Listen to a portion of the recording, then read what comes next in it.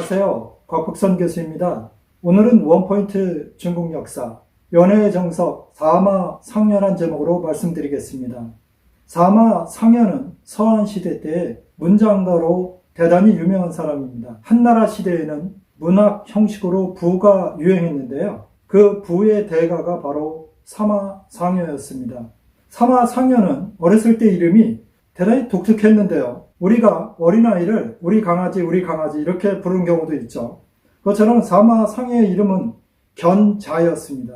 이거 말씀드리기가 뭐한데요. 개의 새끼이죠. 그래서 사마견자였는데 그가 어느 정도 자라고 나서는 그 이름이 사실 부르기가 좀 그렇지 않습니까? 그래서 이름을 바꿨는데 그게 바로 상여입니다. 그는 전국시대 때 조나라의 인상여, 연파 장군과 함께 유명했던 재상 인상여를 흠모했기 때문에 자기의 이름을 상여라고 지었습니다. 그래서 그때부터 이름이 사마상여가 됐는데요. 사마상여는 어려서부터 신동으로 소문이 났고 문장을 무지무지 잘 썼습니다. 그래서 본인이 글을 써서 당시 한나라 경제에게 바쳤는데요. 경제는 문학을 별로 좋아하지 않던 사람이었습니다. 그래서 그는 높은 벼슬자리를 얻지 못하고 그저 낮은 벼슬자리에 있었는데 당시 왕 중에 한 사람인 양효왕이 문학을 좋아했습니다. 그래서 병을 핑계로 삼아서 양효왕 밑으로 갔는데요. 이 사마상여는 칠연금도 대단히 잘 뜯었습니다. 그래서 양효왕이 그가 칠연금을 잘 연주하는 것을 보고 자기가 가지고 있었던 천하의 명기인 녹기를 사마상여에게 줬다는 이야기도 있습니다. 하지만 양효왕은 얼마 되지 않아서 죽었기 때문에 결국 자기 고향인 성도로 돌아왔습니다. 지금도 성도에 가시면 금대라는 데가 있습니다. 금대라는 것은 칠연금을 뜯는 대란 뜻인데요. 그만큼 사마상여를 기리는 그 거리도 있을 정도입니다.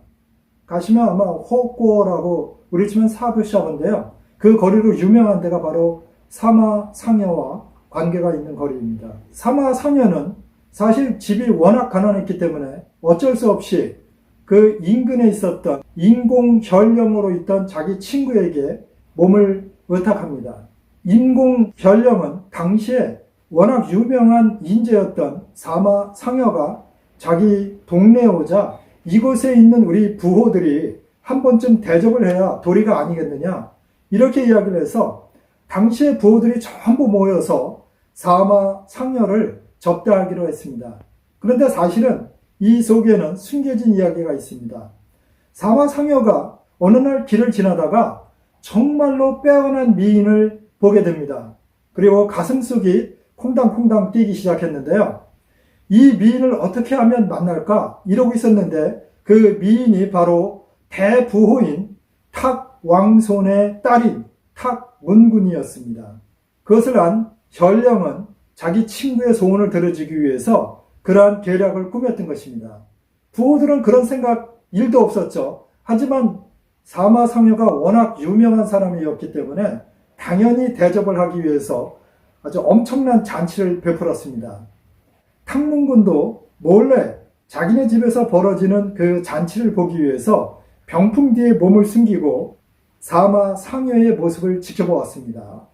시도 잘 짓고 칠연금도 고수였기 때문에 부호들이 요청을 했습니다. 오신 김에 칠연금을 하나 뜯으면서 시를 하나 저 주십시오. 그러자 사마상여는 전혀 머뭇거리지 않고 칠연금을 뜯으면서 시를 읊었습니다. 그 시가 유명한 봉구황입니다. 봉황새가 수컷과 암컷이 있을 텐데 그 수컷이 봉이고 황이 암컷인 것입니다. 그래서 그 노래 제목이 봉구황인데요. 그 첫 구절이 이렇습니다. 유일 미인의 견지불망. 한 미인이 있는데 보고 나니 도저히 잊을 수가 없구나. 일일 불견에 하루를 보지 못하니 사지여광. 그 생각만 해도 미칠 것 같구나. 이러면서 이제 시를 써내려갔습니다. 당연히 사마상여는 탁문군이 자기를 지켜보고 있으리라고 알고 있었기 때문에 이 봉구황이란 시를 써서 구애를 했던 것입니다. 이 탕문군은 어떤 여자이냐면요. 임공현에서 아버지와 엄마, 딸이 셋 다 7연금의 고수였기 때문에 사마성여가 뜯는 봉구황이란 곡을 들으면서 사마성여가 나를 찾고 있구나 알았던 것입니다. 탕문군은 사실 어린 나이에 시집을 갔는데요. 불행하게도 그 남편이 병으로 죽었습니다. 옛 여인들은 사실 남편이 죽으면 시댁에서 과부로 지내는 게 보통이었지만 탕문군은 워낙 활발한 여자였고 부잣집 딸이었기 때문에 그런 생활을 견디지 못하고 자기 친정으로 돌아와서 아주 자유롭게 지내고 있었던 그 시기였던 것입니다.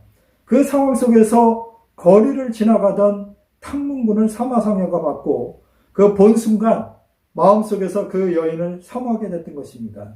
하지만 사마상여는 그 자리에서 좋다고 얘기할 수가 없었기 때문에 탕문군의 여종을 꿰어내서 자기의 뜻을 전달합니다.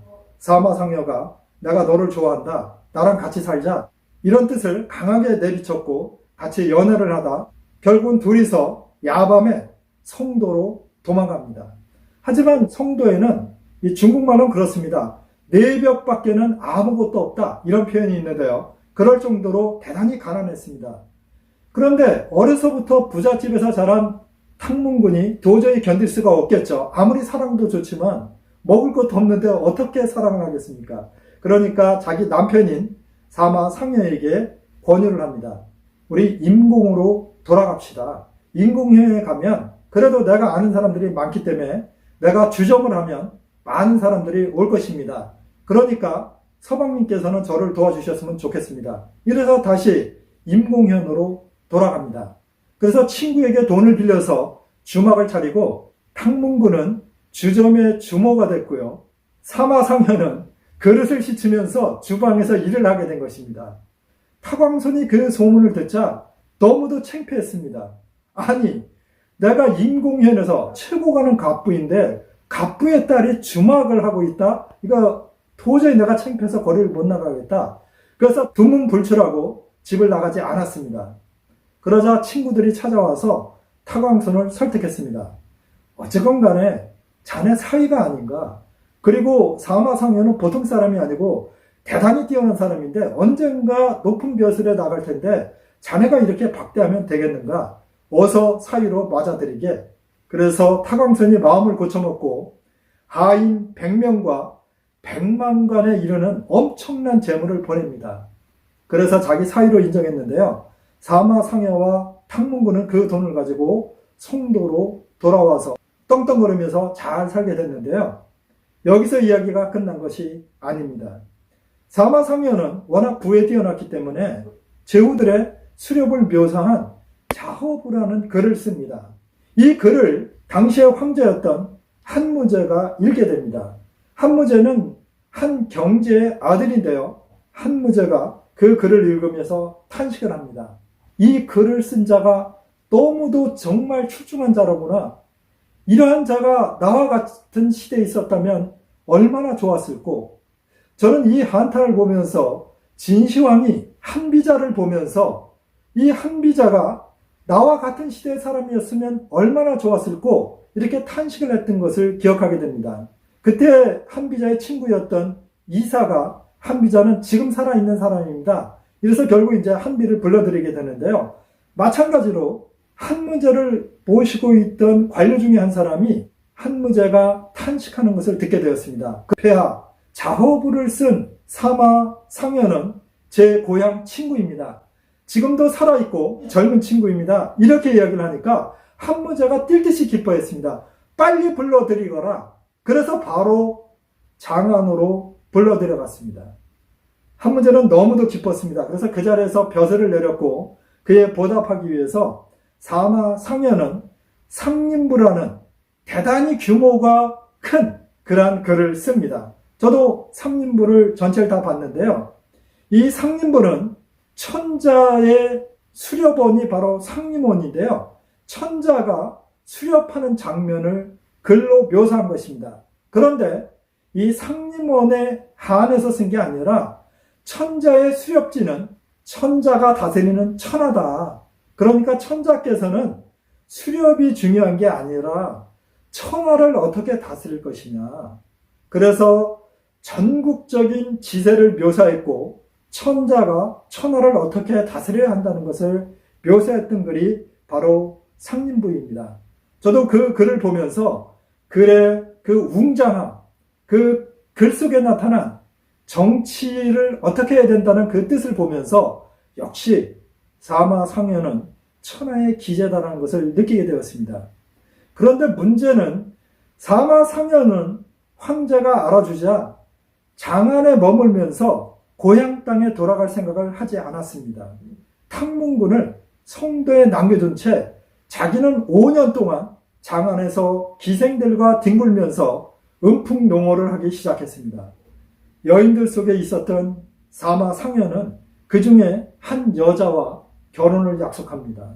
그래서 사마상여가 짧은 문장을 하나 써서 탕문군에게 보냅니다. 탕문군이 자기 낭군에게 온 편지를 보니까요, 놀랍게도 숫자만 쓰여 있었습니다. 1, 2, 3, 4, 5, 6, 7, 8, 9, 10, 100, 1000, 만 13글자만 쓰여 있었습니다. 도대체 이게 무슨 뜻이었을까요? 탕문군은 워낙 뛰어난 여자였기 때문에 그 글을 보는 순간 아하, 남편이 나랑 헤어지자고 하는구나. 이혼서를 보낸 것입니다. 옛날 사람들은요, 숫자를 셀 때요, 1, 2, 3, 4, 5, 6, 7, 8, 9, 10, 100, 1000, 만, 그리고 억이라고 합니다. 여러분, 이 억이란 글자를 보시면 사람 인변에 뜻의자가 있는데요. 이 뜻의, 그래서 억도 중국 발음으로 하면 뜻의랑 발음이 똑같습니다. 이입니다. 쉽게 말씀드리면 14글자를 써야 완벽한데 13글자만 쓰고 억자가 없지 않습니까? 이 뜻은 뭐냐면 무억, 즉 중국 발음을 하면 우이. 다시 말해서 내게 뜻이 없다. 너를 더 이상 사랑하지 않는다. 그러니 나랑 헤어지자. 이런 뜻입니다. 참 못됐죠? 자기 때문에 야반 도두조하고 주점도 만들어서 주막도 하고 그랬던 여자고, 보통 여자가 아니라 미인 중에 미인이고 출연금도 무지무지 잘 뜯으면서 시도 잘 썼던 정말로 빼어난 여자였는데 주지 육림에 묻혀 있다 보니까 까맣게 까먹은 것입니다. 그래서 탕문군이 사마상여가 쓴 13자를 가지고 차례차례 자기의 뜻을 펼쳐나갔습니다. 그리고는 어떻게 나를 잊을 수 있느냐, 그러면서 원망의 시를 썼을 뿐만 아니라 2개의 시를 더 썼습니다. 그리고 마지막 시는 좋다. 그러면 헤어지자. 나도 더 이상 당신에 대해서 뜻이 없다. 이렇게 결별의 시를 3편이나 써서 보냈습니다. 그것을 받아든 사마상여는 자기가 잘못했음을 깨달았습니다. 그리고 자기 부인에 대한 생각이 새록새록 더 깊어졌습니다. 내가 이렇게 나를 사랑하고 이렇게 미인이고 나를 위해서 주막까지 차렸던 여자를 내가 버리다니 이게 말도 안 되는 소리다. 내가 잠시 눈이 멀었지 어떻게 부인을 놔두고 이런 여자들과 결혼한단 말이냐. 그래서 편지를 보낸 게 아니라 본인이 직접 말을 타고 성도까지 며칠을 걸려서 달려갔습니다. 그래서 부인을 데리고 장안으로 돌아와서 아주 잘 살면서 백년해를 했는데요. 사마상여는 그러면 이렇게 시만 쓰면서 살았을까요? 그렇지 않습니다. 사마상여는 정치적인 업적이 꽤 있는데요. 당시에 한무제의 골칫거리 중에 하나가 사천성 남부 쪽에 있었던 소수민족들이었습니다. 즉 여기서 말하는 소수민족은 한나라의 입장에서 이제 소수민족인데요. 당시에는 한나라 판도 안에 들어와 있지 않았습니다. 운남성 쪽에 있었던 그 민족들이 늘 한족을 공격하고 사천성을 아주 어지럽혔는데요. 이때 이들을 진압하러 보냈던 당몽이라는 사람이 진압을 하는 것까지는 좋았는데 당시에 사천성에 있던 농민들을 못살게 괴롭혔습니다. 그래서 한무제가 이 백성들을 위무하게 해서 보낸 사람이 사마상여입니다. 사마상여는 글도 잘 썼지만 미남인데다가 사람들과 사귄 걸 워낙 좋아했습니다. 그래서 농민들을 잘 위무했을 뿐만 아니라 소수민족의 우두머리들과도 관계가 좋아져서 그 사람들이 스스로 항복하게 만들었습니다. 대단한 재주죠. 그래서 한무제도 그것을 인정해서 그를 중랑장이라는 대단히 높은 벼슬을 줬는데요. 문제는 사마상여가 워낙 사람이 좋다 보니까 이 사람 저 사람 주는 선물들을 막 받아들였던 것입니다. 사실 뇌물로 받은 건 아닌데 결국 그를 시기했던 사람들에 의해서 뇌물죄로 걸렸고 벼슬자리에서 물러나게 됩니다. 그래서 결국 62세에 병을 얻어서 죽게 되는데요. 이 사마상여는 한나라 그리고 중국 역사 속에서 그러면 첫 손꼽히는 사람이 사마상여입니다. 여러분 기회가 되시면 저희 한글로도 번역된 것들이 많은데요. 상림부나 자허부나 봉구환 같은 그런 글들을 한번 보시면 사마상여가 얼마나 뛰어난 인물인지 알 수 있을 것입니다. 오늘은 딱딱한 이야기만 드리다가 역사 속에서 재미있는 연애 얘기를 드렸는데요. 부로서 유명한 사마상여의 부를 소개하기보다는 정말로 미인을 만났을 때 또는 자기가 좋아하는 여인을 만났을 때 중국의 그 뛰어난 사대부들이 어떻게 했는가 이것을 한번 소개해 드렸습니다. 다음번에는 좀 더 재미있고 유익한 이야기로 찾아뵙겠습니다. 시청해 주셔서 감사합니다.